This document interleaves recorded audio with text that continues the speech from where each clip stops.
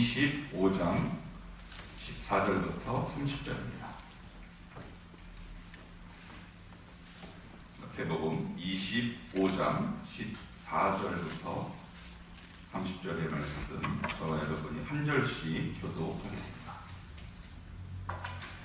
또 어떤 사람이 타국에 갈 때 그 종들을 불러 자기 소를 맡긴과 같으니 각각 그 재능대로 한 사람에게는 금 달란트를, 한 사람에게는 2달란트를, 한 사람에게는 1달란트를 주고 떠났더니 5달란트 받은 자는 바로 가서 그것으로 장사하여 또 5달란트를 남기고 2달란트 받은 자도 그같이 하여 또 2달란트를 남겼으되 1달란트 받은 자는 가서 땅을 파고 그 주인의 돈을 감추어 두었더니 어린 후에 그 종들의 주인이 돌아와 그들과 결산할세 5달란트 받았던 자는 5달란트를 더 가지고 와서 이르되 주인이여 내게 5달란트를 주셨는데 보소서 내가 또 5달란트를 남겼나이다. 그 주인이 이르되 잘하였도다 착하고 충성된 종아 내가 적은 일에 충성하였으매 내가 많은 것을 내게 맡기리니 내 주인의 즐거움에 참여할지어다 하고 2달란트 받았던 자도 와서 이르되 주인이여 내게 2달란트를 주셨는데 보소서 내가 또 2달란트를 남겼나이다.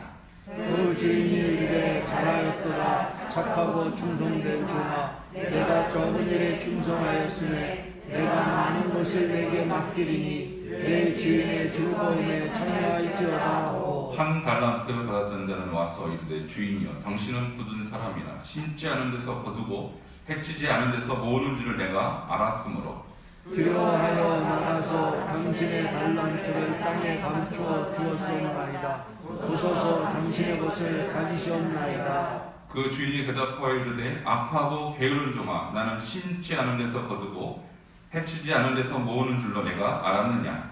그러면 네가 마땅히 내 돈을 수리하는 자들에게나 맡겼다가 내가 돌아와서 내 원금과 이자를 받게 하였을 것이니라 하고 그에게서 1달란트를 빼앗아 10달란트 가진 자에게 주라. 그 있는 자는 받아 풍족하게 되고 없는 자는 그 있는 것까지 빼앗기리라. 해보겠습니다. 이 무익한 종을 바깥 모든 데로 내쫓으라. 거기서 슬피 울며 이를 갈리라 하니라. 아멘. 할렐루야. 아멘. 오늘 수요 예배에 나오신 여러분 한 분 한 분 위에 성령께서 임재하시고 새롭게 하시는 역사가 있기를 주님으로 축원합니다. 아멘. 달란트 배경 너무나도 여러분이 잘 아시는 달란트 비유입니다. 이 달란트 비유는 25장 1절부터 13절의 열처녀의 비유에 이어지는 후편에 해당하는 예화이죠. 그래서 14절에 이 달란트 비유가 뭐로 시작하면 또 라는 단어로 시작합니다. 그러니까 1절부터 13절하고 무관한 메시지가 아니고 완전히 똑같은 핵심 주제를 가지고 있다는 것이죠. 여러분 아시다시피 저희가 지난 3주 동안 열처녀의 비유를 통해서 주께서 말씀하시고자 하는 메시지는요 딱 한 가지입니다. 그런즉 깨어있어요. 너는 그날과 그때를 알지 못하는 달란트 비유도 역시 마찬가지입니다. 열처녀의 비유가 예수님의 재림을 맞이할 주의 성도들이 신랑인 예수와 신부인 성도의 비유로 말씀을 전한 것이라면 이 달란트 비유는 주인이신 예수 그리스도와 종된 우리와의 관계를 비유로 종과 주인을 비유로 하여 우리에게 이 마지막 때 주의 종들이 어떻게 살아 있어야 되는지를 가르치는 그런 비유인 것이죠. 여러분 이 마지막 때 주님께서 우리를 종으로 부르신 것을 먼저 감사하시기 바랍니다. 아멘. 여기 세 종은요 5달란트나 2달란트, 1달란트 종인 것은요 이미 택함 받은 사람이에요. 열처녀도 마찬가지 아니겠습니까? 같은 예복을 입었습니다. 같은 등을 가지고 있었습니다. 그러니까 최소한 하나님의 백성의 무리 안에 들어있는 사람이에요. 그러니까 이미 그 열처녀도 하나님의 은혜를 받은 그룹 중에 5명과 5명이 갈려있다는 것이죠. 그럼 여러분조차도 모든 종의 이 세 종에 해당하는 지위를 갖고 있는 사람들. 아멘. 그러니까 여러분이 이 종의 의미를 목사나 특별히 부름받은 소위 말하는 주의 종으로 이해할 것이 아니라 내가 하나님의 자녀라면, 하나님의 백성이라면, 교회 안에 속해 있다면 주님께서 여러분에게도 최소한 한 달란트 이상의 달란트를 받은 주님의 종입니다. 그래서 여러분께서 이 말씀을 통해서 배워야 될 것은 주님이 재림하시고 다시 오실 그때 우리는 종으로서 주인인 예수님께 보여드릴 나의 달란트가 무엇인가를 한번 고민해보는 그런 시간이 되기를 바랍니다. 여러분, 여기서 어떤 사람이라고 말을 하는데요. 이 어떤 사람이 누구일까가 굉장히 중요해요. 근데 누가복음에는 달란트 비유는 어떤 문화 비유가 있어요. 근데 이 문화 비유와 달란트 비유는 사실상 동일한 메시지를 갖고 있는데 누가복음 19장 12절에 보면 어떤 귀인이 이렇게 말해요. 그러니까 귀인이란 것은 돈이 많고 직위가 높은 그런 사람을 말하는 것이죠. 귀한 사람이라는 뜻입니다.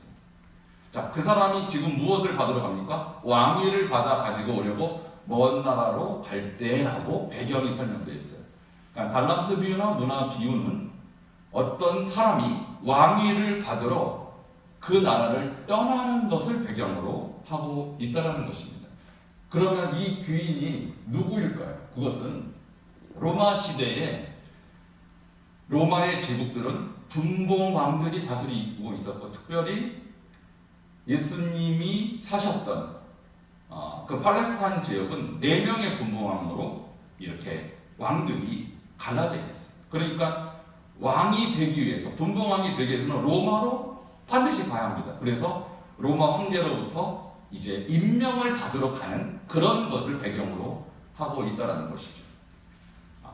다시 말하면 우리 예수님께서 하나님에게 권세를 받으러 이 땅을 떠나고 그 권세를 가지고 다시 재림하시는 것을 그 시대에 어떤 귀인이 왕위를 받아가는 그것으로 비유로 설명하고 있다는 것입니다. 여러분, 예수님이 다시 오실 때 권세를 가지고 올 때 그의 권세 앞에 모든 사람들은 평가를 받게 됩니다.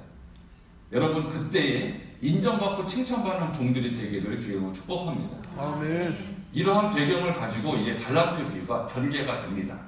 그러면 주인이 14절에 보면 그 종들을 불러 자기 소유를 맡긴 것 같으니 라고 표현하고 있습니다. 그러면 이 소유를 의미하는 바가 뭘까요? 주님께서 종들에게 우리에게 맡긴 소유라는 것은 무엇일까? 자, 여기서 맡기다라는 이 단어가 굉장히 중요해요. 자, 이 맡긴다라는 것은 교사가 학생에게 지식을 전달하다 그런 뜻이 있고요. 두 번째는 위임한다라는 뜻이 있어요. 그러니까 내가 종일 때 주인이 나에게 뭘 맡기고 떠난다는 것은 내가 거의 주인과 같은 역할을 한다는 것입니다. 굉장히 중요한 의미를 갖고 있죠. 그러니까 주인의 권세와 주인의 그런 위엄을 위임받은 것입니다. 굉장한 책임이 있다는 것입니다. 그러면 주님께서 이 종들에게 맡긴 이 소유라는 것은 결국은 예수님께서 제자들에게 승천하시기 직전에 무엇을 말씀하셨는가를 우리가 기억해보면 그 소유의 의미가 무엇인지 분명하게 알 수 있는데 그것이 바로 사도행전 1장 3절에 나와 있어요. 자, 예수님이 승천하시기 전에 제자들과 40일간 멀면서 무엇을 당부하시고 무엇을 위임하셨는가, 그것이 바로 이 소유의 의미라는 것입니다. 사도행전 1장 3절을 함께 보도록 하겠습니다. 시작. 그가 고난 받으신 후에 또한 그들에게 확실한 많은 증거로 친히 살아계심을 나타내사 40일 동안 그들에게 보이시며 하나님 나라의 일을 말씀하시니라. 예수님께서 승천하기 전에 40일 동안 매일 똑같은 강의를 하셨어요. 여러분, 하루만 강의를 들어도 그 강의가 굉장히 의미가 있을 텐데 40일 동안 똑같은 메시지를 던진 것, 그 주제는 무엇이라고요? 하나님 나라의 일이라는 거예요. 왜 예수님은 승천하기 앞서 제자들에게 하나님 나라의 일을 40일이나 매일 반복해서 말씀했을까요? 이것이 주님께서 제자들에게 위임하고 싶은 핵심 주제였기 때문입니다. 하나님 나라의 일은 바로 성령이 강림하셔서 모든 민족과 모든 열방 가운데 예수 그리스도의 복음이 확장되는 일이 하나님 나라의 일인 것입니다. 아멘. 그래서 예수님께서 사도행전 1장 3절에 이렇게 말씀하시고 나서 8절에는 오직 성령이 너희에게 임하시면 너희가 권능을 받고 예루살렘과 온 유대와 사마리아와 땅끝까지 이르러 내 증인이 되리라. 아멘. 증인되는 삶을 위임하신 거예요. 증인이 되라고 소유를 맡기신 거예요. 동일한 메시지가 마태복음 28절에는 하늘과 땅의 모든 권세를 내게 주셨으니 그러므로 너희는 가서 모든 민족을 제자로 삼아 아버지 아들과 성령의 이름으로 세례를 주고 내가 너에게 가르쳐 분부한 것을 지키게 하라.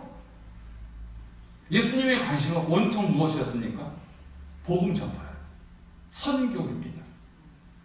그러므로 우리가 종된 삶에 있어서 주인이 원하시는 것이 무엇일까를 가만히 생각할 때 주님께서 여러분 한 분 한 분에게 맡겨주신 소유라는 것은 영혼을 수확하라는 것입니다. 아멘. 그 사명을 맡기시고 싶으셨어요. 그래서 40일 동안 말씀하시고 승천하시기 바로 직전에 똑같은 말씀을 한 번 더 재차 확인하셨다는 것이죠. 그 일들을 위해서 주님께서 이제 달란트를 주신다는 거예요.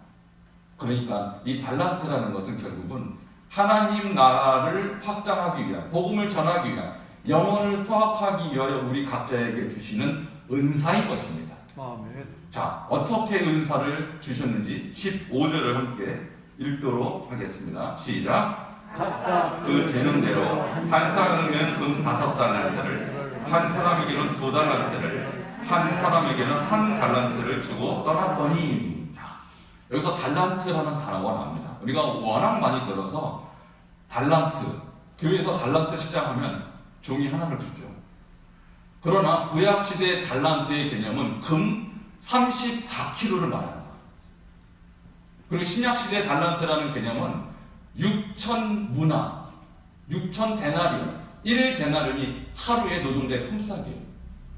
그러니까 6,000데나리온이 한 달란트라면 6,001치의 가치를 갖고 있는 거예요. 여러분, 하루에 우리가 노동자들이 한 10만 원 번다고 생각하면 지금으로 따지면 6억입니다. 적습니까 이것이? 그러니까 최소한 1달란트라도 받았다는 것은 주님으로부터 어마어마한 능력을 위임받은 거예요. 할렐루야. 아멘. 여러분 5달란트 받은 것과 2달란트, 1달란트 받은 것은 외형적으로는 큰 차이가 있지만 실제적인 1달란트의 가치로 보면 엄청난 가치라는 것이죠. 여러분 최소한 1달란트를 받은 줄 믿습니다. 아멘. 이 가치가요, 세상 사람들이 받을 수 있는, 소유할 수 있는 수준이 아닌 거예요. 하나님이 주신 달란트, 하나님이 주신 은사라는 것은 정말로 엄청난 일들을 감당할 수 있는 그런 것이라는 것이죠. 다윗이요, 왕관을 만들었을 때 사무엘하 12장 30절 보니까 1달란트로 만들었다. 그러니까 다윗의 금관이요, 관이 34kg짜리 순금으로 만들었다는 것입니다. 그러므로 우리가 주님으로부터 위임받은 이 엄청난 권세를 가지고 여러분이 각자 처한 곳에서 영혼을 수확하는 일에 최선을 다해야 한다는 메시지가 바로 이 안에 들어 있다는 것이죠. 아멘. 그런데 어떤 사람에게는 5달란트 주고 누구에게는 2달란트를 주고 누구에게는 1달란트를 줬다고 말씀하고 있어요. 여기에 우리의 고민이 있는 거예요. 자, 기준이 뭘까요? 각각 그 재능대로 이렇게 했어요. 그러니까 사람마다 재능이 다릅니다. 나에게는 음악적인 재능이 있다면 하나님이 그 한 가지 재능만으로도 여러분 충분히 사용하실 수 있습니다. 나에게 미술의 재능이 있다면 그 1달란트만으로 충분히 하나님 여러분 사용하실 수 있어요. 나에게 요리의 재능이 있다. 여러분 사람마다요, 어떤 사람은 이것저것 다 있어요. 너무 부럽죠. 어떤 사람은 두 가지 정도의 특별한 달란트가 있어요. 어떤 사람은 딱 하나밖에 없어요. 근데 확실한 것은 각각 하나님이 보실 때 합당하게 줬다는 거예요. 그러니까 부러워할 이유가 있겠습니까? 없겠습니까? 전혀 없는 것입니다. 그저 나에게 주신 그 달란트가 하나님이 딱 맞게 주신 것이라고 믿으면 되는 거예요. 아멘. 그러니까 여러분에게 어떤 달란트 주셨는지 저는 전혀 모릅니다. 근데 그것은 여러분에게 하나님이 보실 때 딱 합당한 달란트를 주셨어요. 자, 그러니까 이것은 비교 대상이 아니고 남은 어떻게 받았고 나는 어떻게 받았고의 문제가 아니라 하나님이 나에게 나의 능력에 맞게 나의 소질에 맞게 정확하게 주셨다고 믿기를 바랍니다. 아멘. 자, 이것은 하나님의 주권의 문제예요. 왜 누구에게는 5개를 주셨습니까? 우리가 평가할 수 있고 우리가 퀘스천을 던질 수 없는 문제예요. 왜 저에게는 그렇게 많은 달란트를 주셨습니까? 모르는 거예요. 하나님의 주권의 문제고 하나님이 여러분에게 그런 계획과 플랜을 가지고 계시다라는 것이죠. 근데 문제는 이 달란트 받은 자들의 반응이 달랐다라는 거예요. 16절과 17절 함께 보도록 하겠습니다. 시작. 5달란트 받은 자는 바로 가서 그것으로 장사하여 또 5달란트를 남기고 2달란트 받은 자도 그같이 하여 또 2달란트를 남겼으되. 네. 자, 두 사람의 긍정적인 종들의 반응이 나옵니다. 자, 5달란트, 2달란트 받은 자가 어떻게 했다고 그랬습니까? 바로 가서라는 단어가 나와요. 이 단어가 굉장히 중요합니다. 여러분, 여기 이 바로라는 이 단어는요, 주인의 명령에 적극적이고 신속하게 순종하려는 그의 마음의 태도와 자세를 반영하고 있어요. 여러분, 이 사람들이 다 누구라고요? 종이라고요. 종이라는 단어가 둘로스라고 하죠. 헬라어 둘로스의 개념은 영어로 하면 슬레이버, 노예입니다. 노예. 여러분, 종에게는 자기의 생각이나 주권이 있을 수 없어요. 특히 로마 시대의 종의 개념은 그냥 노예입니다. 인권이 없어요. 주인이 명령하면 그 주인의 명령대로 그대로 순종하는 것이 노예의 역할이에요. 그러니까 저 5달란트, 2달란트 받은 긍정적인 반응을, 적극적인 반응을 보인 저 두 종의 태도는 종으로서 마땅히 보여야 될 태도인 것입니다. 그러므로 하나님이 여러분에게 몇 달란트를 주셨든 간에 상관없이 여러분이 취해야 될 태도는 바로 가는 것입니다. 아멘. 바로 순종하는 것이고 적극적으로 순종하는 것입니다. 이것이 바로 소위 말하는 서번트 시대, 종의 태도인 것입니다. 종의 자세인 것입니다. 오늘날 우리가 하나님을 섬길 때 이 자세가 너무나도 중요해요. 이것이 없으면 어떤 일이 일어나냐? 불만이 나오는 거예요. Why? 왜 하나님 나에게 이렇게 하셨어요? 여러분, 종에게 Why가 있습니까? 없습니까? 있을 수 없어요. 하나님이 저에게, 하나님이 종인 나에게 무엇을 명령하거나 무엇을 맡기면 그것은요, 내 입장에서 평가할 수 있는 문제가 아니라는 거예요. 하나님 나에게 왜 이 일을 맡기셨어요? 왜라는 것이 없다는 것이죠, 종은. 그래서 5달란트, 2달란트 받은 종은 왜 나에게 이렇게 많은 일을 맡기셨어요? 라고 묻지 않았어요. 그저 나는 종이지. 나는 바로 가서 주님이 원하는 것을 할 뿐이야 라고 신속하게 결심을 했다는 것입니다. 그런데요, 성경에 그 위대한 하나님의 소위 말하는 일꾼들이 다 자기를 누구라고 소개하냐면 종이라고 소개합니다. 여러분, 위대한 사도 바울이 자기를 뭐라고 소개합니까? 예수 그리스도의 종 바울은 이렇게 얘기합니다. 야고보가 뭐라고 말합니까? 하나님과 주 예수 그리스도의 종 야고보는 이렇게 설명한다는 거예요. 여러분, 야고보가 예수님의 동생이에요. 근데 그 야고보가 자기의 육체적 형님을 뭐라고 말하면 나의 주인이라고 설명하는 거예요. 이것은 영적으로 예수 그리스도가 누군지를 발견한 자들이 고백하는 신앙 고백입니다. 그러므로 여러분도 여러분 자신이 나는 우리 교회 집사요, 권사요, 장로요 이런 신분, 이런 직분을 말하기 전에 나는 주님의 종입니다라고 고백하는 여러분 되기를 바랍니다. 아멘. 이것이 바울이 했던 고백이요, 또 야고보가 했던 고백이요, 그 수많은 위대한 주의 일꾼들이 고백했던 고백의 핵심적인 내용이었다는 것입니다. 그런데 책망받은 세 번째 종의 반응은 전혀 다른 반응이었습니다. 우리 함께 18절을 보도록 하겠습니다. 시작. 한 달란트 받은 자는 가서 땅을 파고 그 주인의 돈을 감추어 두었더니, 이렇게 말하고 있습니다. 16, 17절에도요 가서가 나와요. 바로 가서 이렇게 나오죠. 그리고 18절에도 가서가 나와요. 한글 성경은 똑같이 가서. 근데요, 원어로 보면 16절의 가서는 전혀 다른 뜻입니다.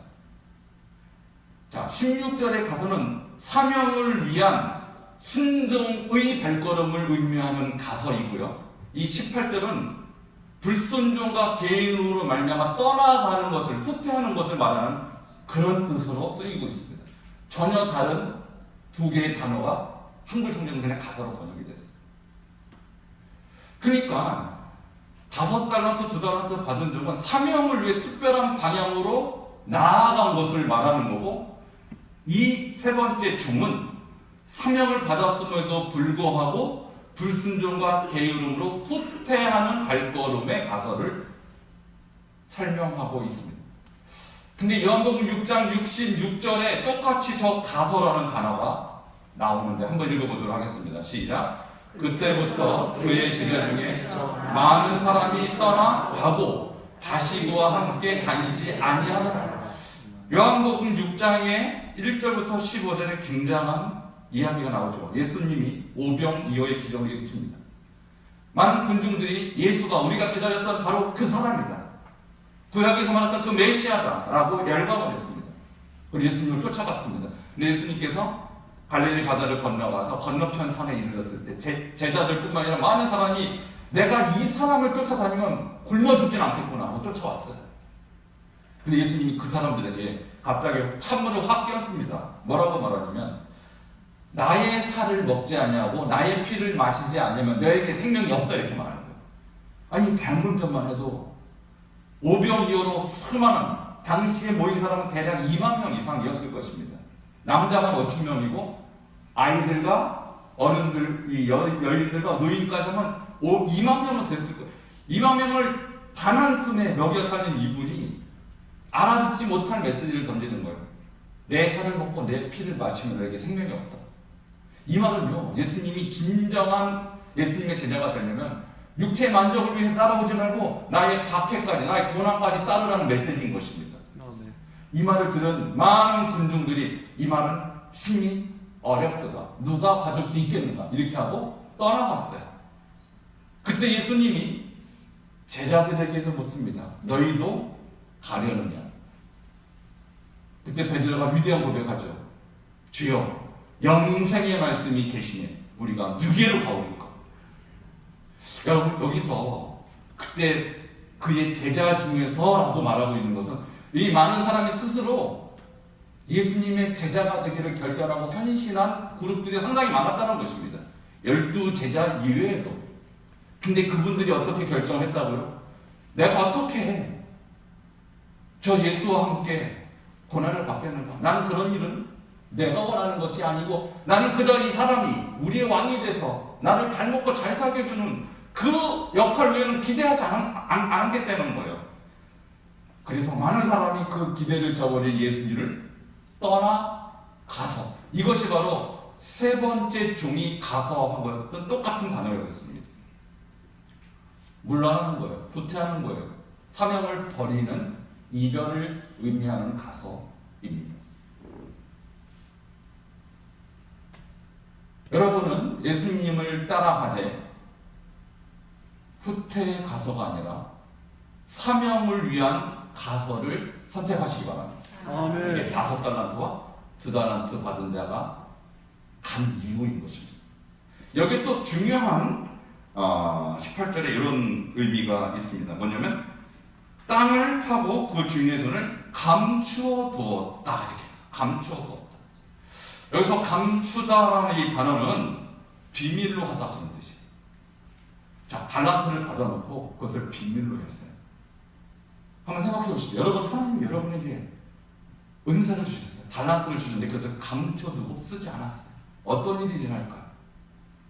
여러분이 달란트 있는지도 모르고 여러분이 그 달란트를 썩히고 그래서 결국 하나님 나라가 확장되는 일이 여러분 때문에 지장이 생기는 것이죠. 이것이 주인이 지적했던 게으름인 것입니다. 잘 생각해보면 나에게 주어진 은사를 내가 감춰두는 것이 큰 문제가 되겠느냐?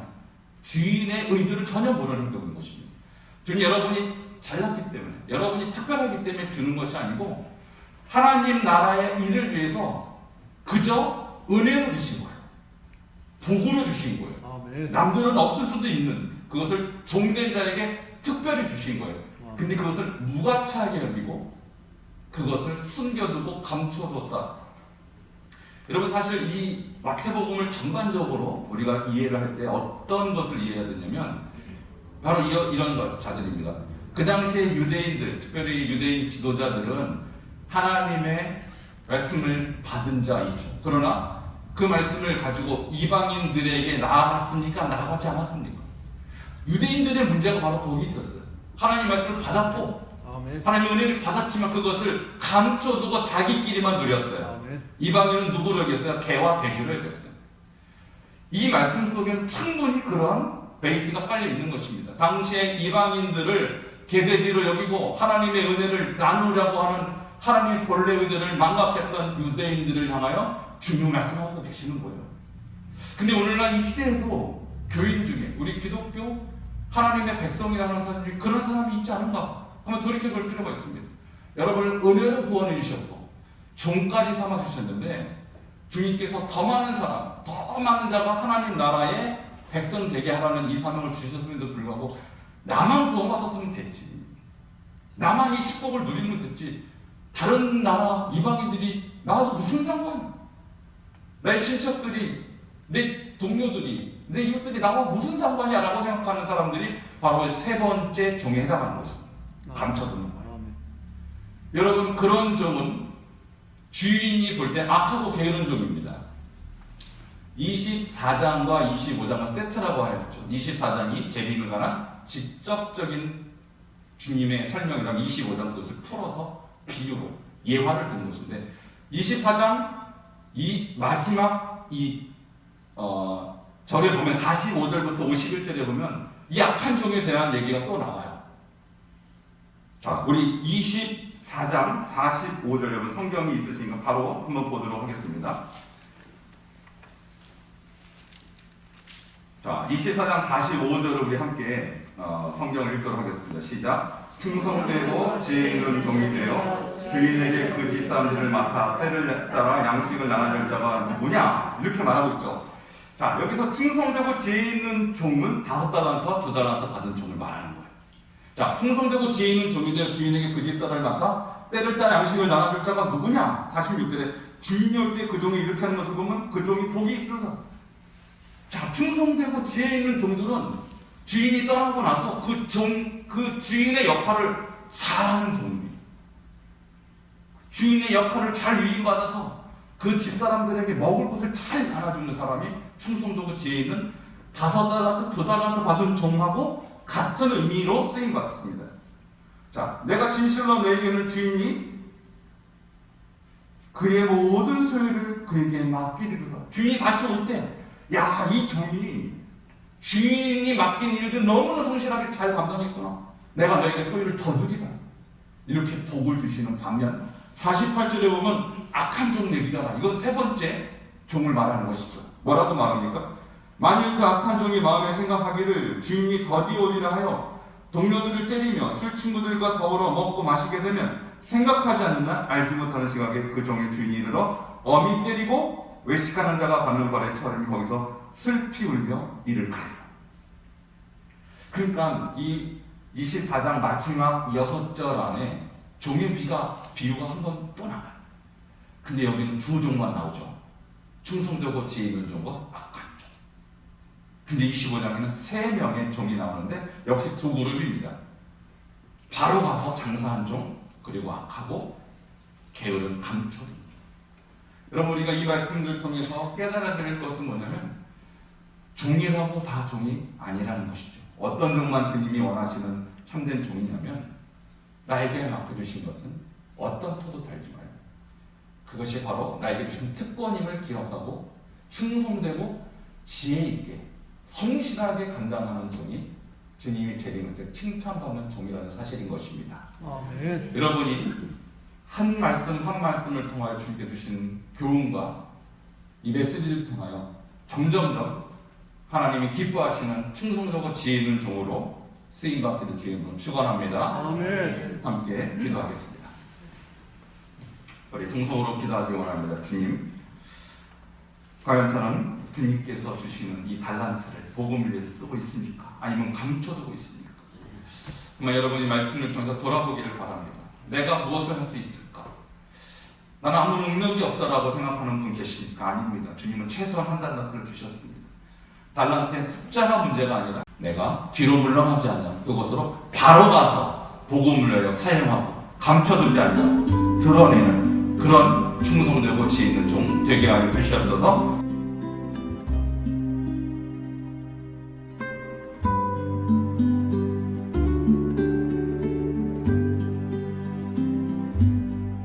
내 영혼의 그 깊은 데서 맑은 가락이 울려나네.